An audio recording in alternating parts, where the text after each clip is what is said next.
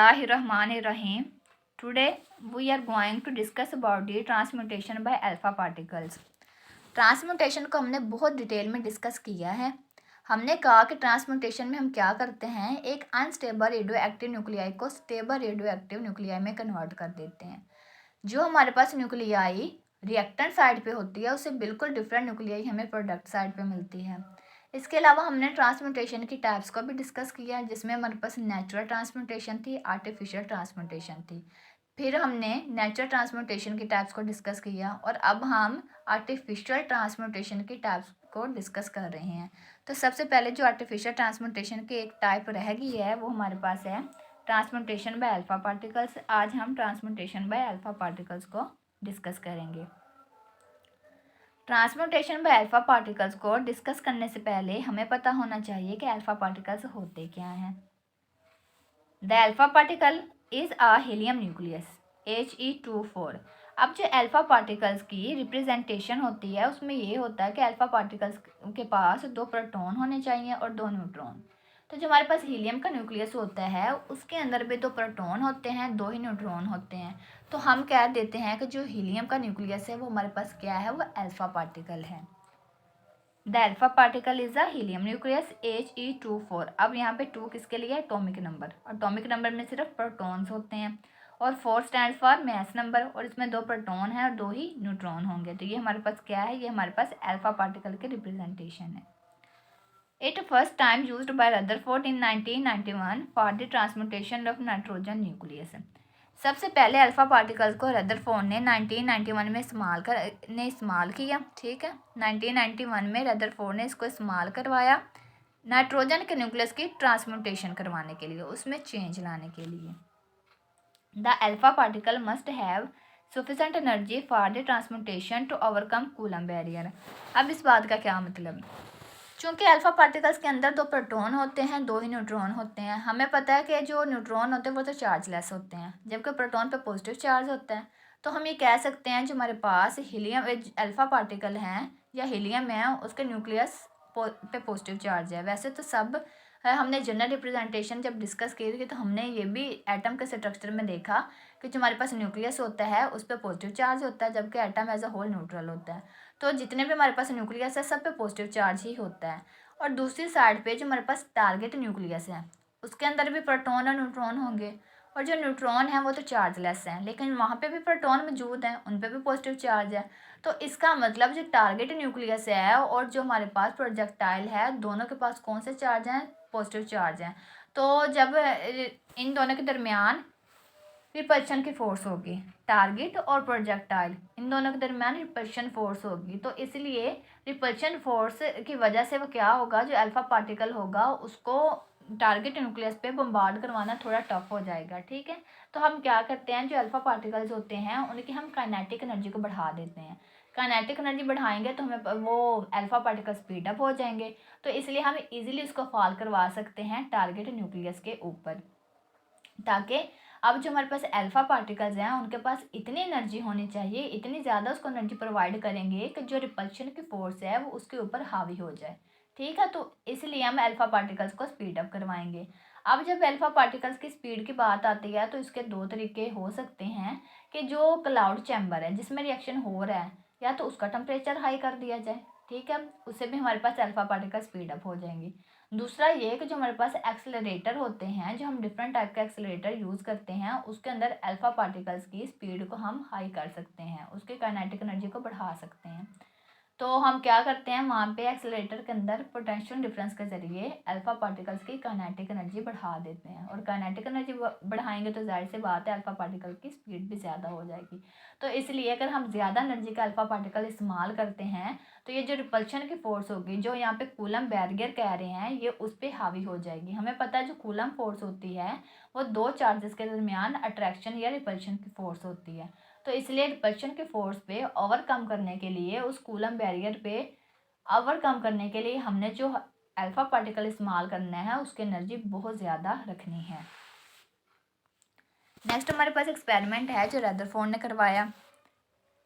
Rutherford used nitrogen as a target to throw alpha particle. Nitrogen gas was introduce through tubes which are connected to the box containing source of alpha particle radium.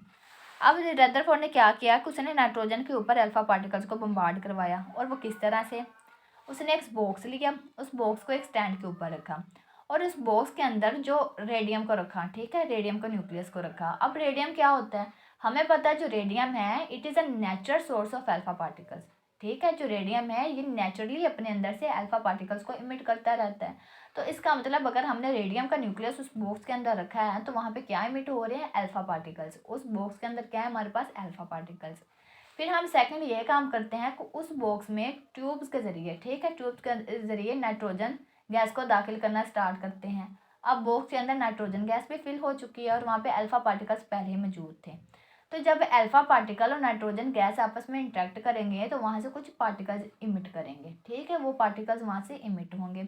जैसे वो particles उस box के अंदर से निकलेंगे वो सामने पड़ी स्क्रीन से जाके टकराएंगे और वहाँ पे सिंटिलेशन प्रोड्यूस करेंगे, चमक प्रोड्यूस करेंगे।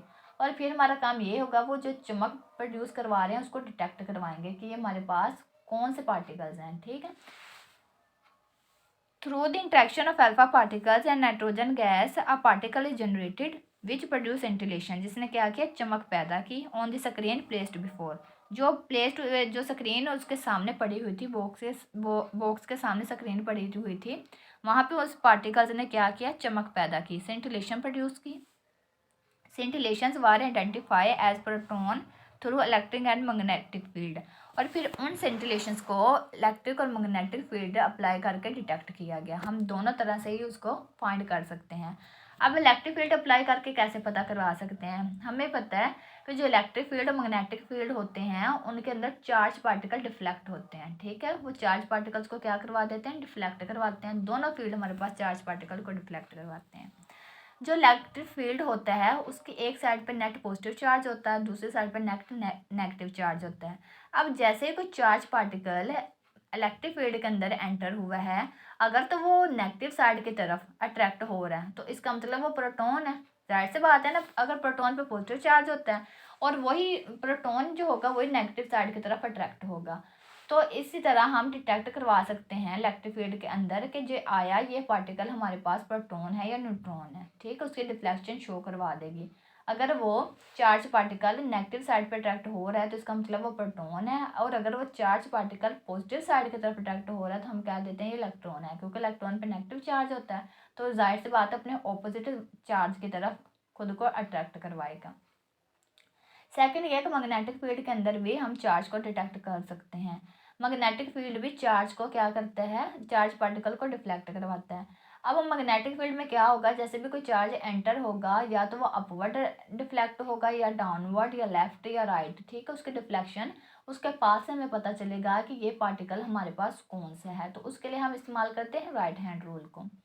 जनरली हम देखते हैं कि अगर जो हमारे पास चार्ज पार्टिकल है वो अपवर्ड डायरेक्शन में डिफ्लेक्ट हो तो हम क्या देते हैं, हमारे पास इलेक्ट्रॉन है, और अगर वो डाउनवर्ड डायरेक्शन में हमारे पास डिफ्लेक्ट हो तो हम क्या देते हैं, ये इलेक्ट्रॉन है। तो इसी तरह से इलेक्ट्रिक मैग्नेटिक फील्ड के अंदर चार्ज पार्टिकल के डिफ्लेक्शन से भी हम पता करवा सकते हैं कि ये हमारे पास प्रोटॉन है या इलेक्ट्रॉन है। और अगर वो अनडिफ्लेक्ट रहेगा तो जाहिर सी बात है वो न्यूट्रॉन है, बिकॉज न्यूट्रॉन आर चार्जलेस। अब ये हमारे पास वो रिएक्शन है जो रदरफोर्ड ने करवाया था। उसने क्या किया, उसने नाइट्रोजन के ऊपर अल्फा पार्टिकल्स को बम्बार्ड करवाया और जो प्रोडक्ट साइड पे हमारे पास न्यूक्लियस मिला वो हमें ऑक्सीजन का न्यूक्लियस मिला और साथ हमें proton as a outgoing particle as a emitting particle मिला। तो ये हमारे पास नाइट्रोजन है N714 जिसका एटॉमिक नंबर 7 मैस नंबर 14 है। जब इस पे हीलियम का बम्बार्ड करवाया तो क्या हुआ, अब जब भी नाइट्रोजन के ऊपर हीलियम का बम्बार्ड करवाया जाएगा तो क्या होगा, उसके मैस नंबर में 4 का इंक्रीमेंट होगा और एटॉमिक नंबर में 2 का। लेकिन चूंकि इस रिएक्शन में प्रोटॉन निकल रहा है तो देखें 14 + 4 18 बना। लेकिन एक प्रोटॉन जब निकल गया तो बाकी जो प्रोडक्ट न्यूक्लियस होगा उसके पास 17, उसका मैस नंबर 17 रह गया। नीचे 7 + 2 9, अब एक प्रोटॉन निकल रहा है तो 9 में से माइनस कर दें 1 तो 8, तो हमारे पास जो प्रोडक्ट न्यूक्लियस होगा उसका एटॉमिक नंबर 8 होगा और हमें पता है एटॉमिक नंबर 8 ऑक्सीजन का होता है। तो इसी तरह जो रदरफोर्ड है उसने फर्स्ट टाइम अल्फा पार्टिकल को इस्तेमाल करवाया नाइट्रोजन के ऊपर, नाइट्रोजन को एज अ टारगेट इस्तेमाल किया और अल्फा पार्टिकल्स को उस पर बम्बार्ड करवाया और प्रोटॉन की प्रोडक्शन करवाई। ये फर्स्ट टाइम जो अल्फ़ा पार्टिकल का इस्तेमाल हुआ था, ये दरअसल था ही प्रोटॉन की प्रोडक्शन के लिए, कि प्रोटॉन को प्रोड्यूस करवाने के लिए। अब हम कुछ जनरल टाइप्स देखते हैं ट्रांसम्यूटेशन बाय अल्फ़ा पार्टिकल्स की, जिसमें सबसे पहले हमारे पास आ जाती है अल्फ़ा प्रोटॉन न्यूक्लियर रिएक्शन। अब जितने भी हम ट्रांसम्यूटेशन पे अल्फ़ा पार्टिकल्स करवाएंगे ना, तो जो हमारे पास कंपाउंड न्यूक्लियस बनेगा, उसके जो मैस नंबर है उसमें 4 का इंक्रीमेंट होगा और उसके एटॉमिक नंबर में 2 का इंक्रीमेंट होगा, क्योंकि उसके अंदर कौन जा रहा है, उसके ऊपर प्रोजेक्टाइल कौन सा है, अल्फ़ा पार्टिकल्स हैं, जिनका मैस नंबर 4 होता है, एटॉमिक नंबर 2 होता है। तो इसलिए जो भी कंपाउंड न्यूक्लियस बनेगा उसके मैस नंबर में 4 का इंक्रीमेंट होगा, एटॉमिक नंबर में 2 का इंक्रीमेंट होगा। The general form of alpha proton nuclear reaction is. अब अल्फा प्रोटॉन का मतलब क्या, कि यहाँ पे हमारा प्रोजेक्टाइल अल्फा होगा और आउटगोइंग पार्टिकल प्रोटॉन होगा। अब उसको किस तरह होगा, उसके जनरल रिप्रेजेंटेशन देखते हैं। ये हमारे पास XZA, ये किसी भी न्यूक्लियस की जनरल रिप्रेजेंटेशन होती है। जब उस पर अल्फा पार्टिकल को बम्बार्ड करवाया तो जो कंपाउंड न्यूक्लियस बनेगा उसका मैस नंबर में 4 का इंक्रीमेंट होगा और एटॉमिक नंबर में 2 का इंक्रीमेंट होगा। अब जब कंपाउंड न्यूक्लियस अनस्टेबल होता है, जब वो अपनी स्टेबिलिटी गेन करने के लिए क्या करेगा, अपने अंदर से पार्टिकल्स को इमिट करेगा। तो यहाँ पे चूंकि हम अल्फा प्रोटॉन रिएक्शन पढ़ रहे हैं, तो वो अपने अंदर से प्रोटॉन को इमिट करवाएगा। अब चूंकि प्रोटॉन निकल रहा है, तो उसका जो मैस नंबर होगा कंपाउंड न्यूक्लियस, उस पर क्या इफेक्ट आएगा। देखें यहाँ पे उसका मैस नंबर है A+4। अब हम प्रोटॉन निकाल रहे हैं तो माइनस कर देंगे 1, क्योंकि मैस नंबर में से एक प्रोटॉन निकल गया, तो बाकी रह जाएगा A+3। तो जो प्रोडक्ट न्यूक्लियाई हमारे पास होगी, ये देखें उसके पास उसका मैस नंबर क्या होगा, A+3, यानी कि जो हमारे पास रिएक्टेंट न्यूक्लियाई होगी उसमें 3 का इंक्रीमेंट होगा। ठीक है, जो प्रोडक्ट न्यूक्लियस होगी उसमें 3 का इंक्रीमेंट होगा। इसी तरह जो यहाँ पे हमारे पास प्रोडक्ट न्यूक्लियाई में लिखा है Z+2।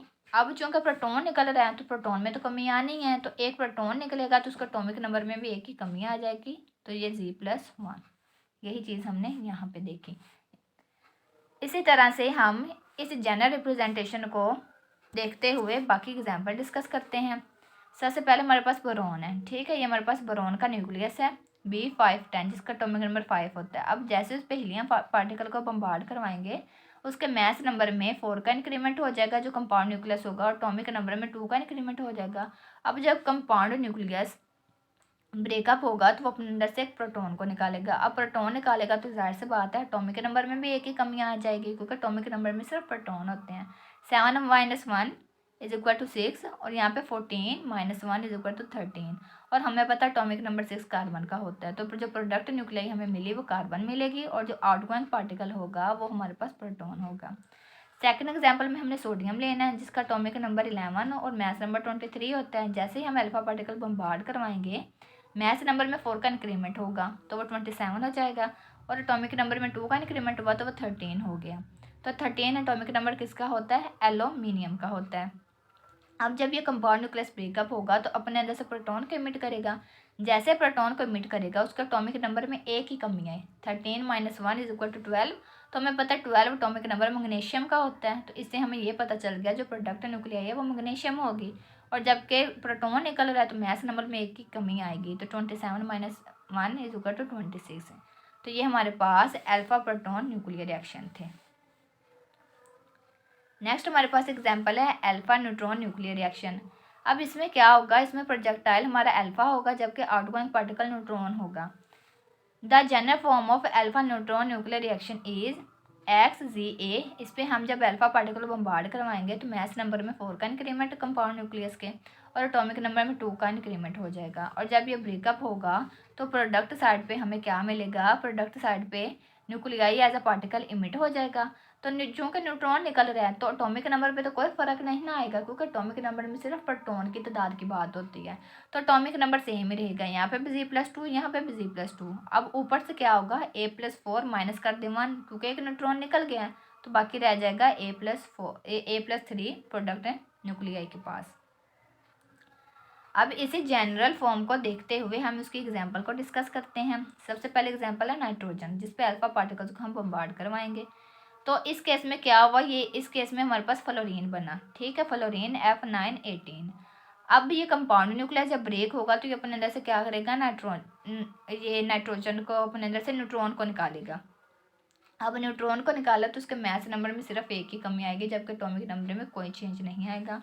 It is called a Rutherford reaction. इस रिएक्शन को क्या कहते हैं, रदरफोर्ड रिएक्शन, क्योंकि रदरफोर्ड ने सबसे पहले अल्फा पार्टिकल्स को नाइट्रोजन पे बम्बार्ड करवा के डिफरेंट किस्म के रिएक्शन करवाए थे। सेकेंड एग्जाम्पल हमारे पास है बेरिलियम 49। इस पर हम क्या करेंगे, अल्फा पार्टिकल को बम्बार्ड करवाएंगे। जो कंपाउंड न्यूक्लियस होगा उसका एटॉमिक नंबर में 2 का इंक्रीमेंट होगा, 4 + 2 6, और हमें पता है 6 एटॉमिक नंबर कार्बन का होता है, ठीक है। तो जो मास नंबर होगा उसमें 9 + 4 वो 13 हो गया। अब जब ये कंपाउंड न्यूक्लियस ब्रेक होगा तो अपने अंदर से एक नाइट्रोजन को निकालेगा। अब जब नाइट्रोजन को निकालेगा तो इसका जो एटॉमिक नंबर है वो तो 6 ही रहेगा, वो या कार्बन ही रहेगा, लेकिन मास नंबर में एक की कमी आ जाएगी, वो 12 हो जाएगा। It is called a Chadwick reaction. अब हमें पता है जो न्यूट्रॉन, ठीक है, जो फर्स्ट टाइम न्यूट्रॉन की प्रोडक्शन करवाएगी वो चिडविक ने करवाई थी 1932 में।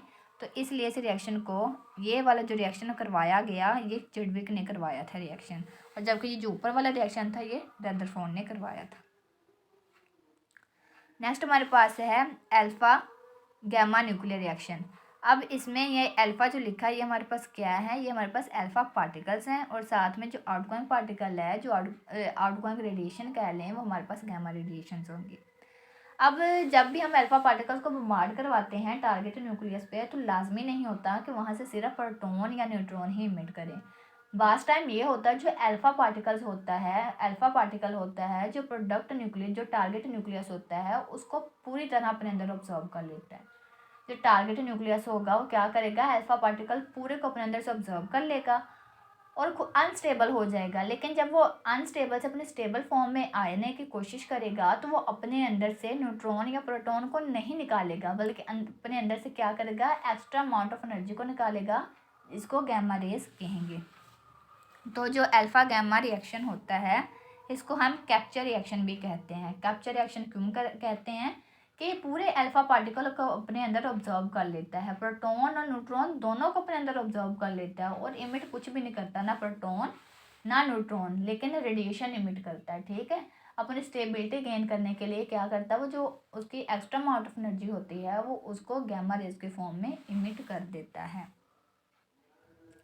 The capture reaction of alpha particle by nucleus does not always result in the emission of proton by the compound nucleus। वो कह रहे हैं जो अल्फा पार्टिकल्स हैं अगर तो वो किसी न्यूक्लियस के अंदर ऑब्जर्व हो जाते हैं तो लाजमी नहीं होता कि वो हर दफ़ा अपने अंदर से प्रोटॉन को ही इमिट करें।